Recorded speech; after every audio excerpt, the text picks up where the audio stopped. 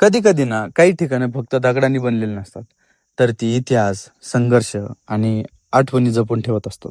तर नमस्कार मित्रांनो, मी आमच्या गावचा एकुलता एक ब्लॉगर शुभ्या. तर आपल्या अहिल्यानगर जिल्ह्यातील असंच एक ऐतिहासिक ठिकाण मी पाहायला आलोय. इथं आल्यानंतर असं वाटतं, या शांत भागात उभा असलेला हा महाल पहिल्याच नजरेत साधा वाटतो, पण त्याच्या प्रत्येक भिंतीमागे ना एक संघर्षाची कथा लपलेली आहे. मित्रांनो, हा महाल आहे ना अहमदनगर शहरापासून म्हणजेच आजच्या अहिल्यानगर शहरापासून फक्त 12 ते 13 किलोमीटर लांब आहे.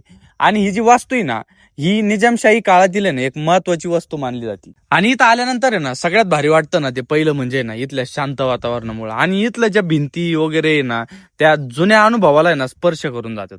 आणि असं सांगितलं जातं इथून आहे ना म्हणजे चांदबिबीच्या महालावरून आहे ना नगर झालं, भिंगार झालं, आसपासच्या शहरांवर आहे ना लक्ष ठेवलं जात होतं. म्हणूनच आहे ना या महालाला, या जागेला आहे ना त्या काळात रणनीतीच्या दृष्टीने पण बघितलं जात होतं. खरंच या महालाचं बांधकाम आहे ना जुन्या पद्धतीत लय भारी केलेलं आहे. आणि याच्या मोठ्या मोठ्या कमानी, दगडाच्या भीती आणि ना जुन्या पद्धतीतील आहे ना चुना भरून केलेलं काम, हे सगळं पाहून आहे ना जुन्या पद्धतीचा आपण अंदाज लावू शकतो.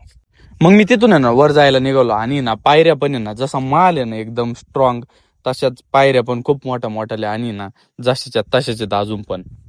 आणि त्याच्यानंतर आहे ना इथं खाली आलो, आणि एकदम आहे ना महालाच्या एकदम सेंट्रल पॉइंटला आहे ना समोरासमोर खाली कबर आहे सलाबत खान 2 आणि ना चांद बीबी यांची. तर हे लॉक असल्यामुळे ना मला आतमध्ये काही दाखवता नाही आलं. आज या वास्तूची अवस्था आहे ना थोडी जुनी जरी झाली असली ना, पण तिचं वैभव आणि इतिहास आहे ना अजून पण तितकाच जिवंत आहे. जरी जुनी झाली असली तरी पण असं वाटतं की अजून हजारो वर्ष पण पडायची नाही आणि एकदम व्यवस्थित राहील. कित्येक वर्ष झाली या महालाला, पण तुम्ही बघू शकता तरी पण याचं त्यावेळेसचं पण बांधकाम, याचं स्ट्रक्चर एकदम असं काहीतरी ना वेगळं बनवलेलं आहे. आणि डोळ्याला पाहायला पण आहे ना किती सुंदर वाटतं. खरंच मित्रांनो, अशा ऐतिहासिक ठिकाणी गेल्यावर आहे ना आपल्याला आपल्या इतिहासाचा अभिमान वाटायला पाहिजे. आणि अशा वास्तू आहे ना जपणं आपलीच जबाबदारी आहे, आणि आपणच जपलं पाहिजे यांना.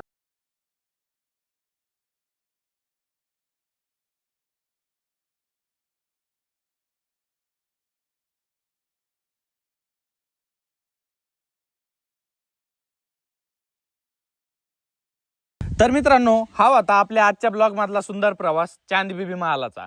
जर तुम्हाला व्हिडिओ आवडला असेल तर लाईक करा, शेअर करा आणि चॅनलला सबस्क्राईब करायला विसरू नका.